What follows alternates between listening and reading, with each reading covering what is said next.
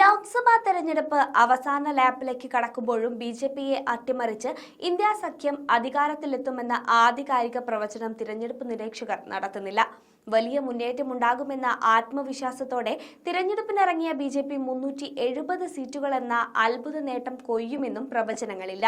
അതേസമയം 2019 സീറ്റെണ്ണം നിലനിർത്തി ബി.ജെ.പി അധികാരത്തിൽ തുടരുമെന്നാണ് പ്രശാന്ത് കിഷോറും പ്രദീപ് ഗുപ്തയും വിലയിരുത്തുന്നത്. കേവല ഭൂരിപക്ഷത്തിലേക്ക് എത്തിയാലും ഏറെ കഷ്ടപ്പെട്ടാകും അതെന്നും യോഗേന്ദ്ര യാദവ് പറയുന്നു. രാജ്യത്ത് ചില മാറ്റങ്ങൾ ഉണ്ടെങ്കിലും അത് ബി.ജെ.പിയുടെ സീറ്റ് എണ്ണത്തിലോ തുടർ ഭരണത്തിലോ മാറ്റമുണ്ടാക്കില്ലെന്നാണ് തിരഞ്ഞെടുപ്പ് വിശകലന വിദഗ്ധരും ആക്സിസ് മൈ ഇന്ത്യ എംഡിയുമായ പ്രദീപ് ഗുപ്ത പറയുന്നത്.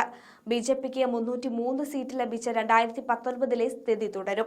എന്നാൽ മഹാരാഷ്ട്രയിൽ ബി.ജെ.പി സഖ്യത്തിന് കടുത്ത മത്സരം നേരിടേണ്ടി വരും. വോട്ടെടുപ്പിന്റെ പകുതിയിൽ തിരഞ്ഞെടുപ്പ് ഫലത്തിൽ മാറ്റമുണ്ടാകാൻ സാധ്യത വളരെ കുറവാണ്. 30 മുതൽ 40% വോട്ടർമാർ ഏറെക്കുറെ എവിടെ വോട്ട് ചെയ്യണമെന്ന കാര്യം തീരുമാനിച്ചു കഴിഞ്ഞതാണ്. 20 മുതൽ 30% വോട്ടർമാരാണ് തീരുമാനത്തിൽ ചാഞ്ചാടുന്നത്.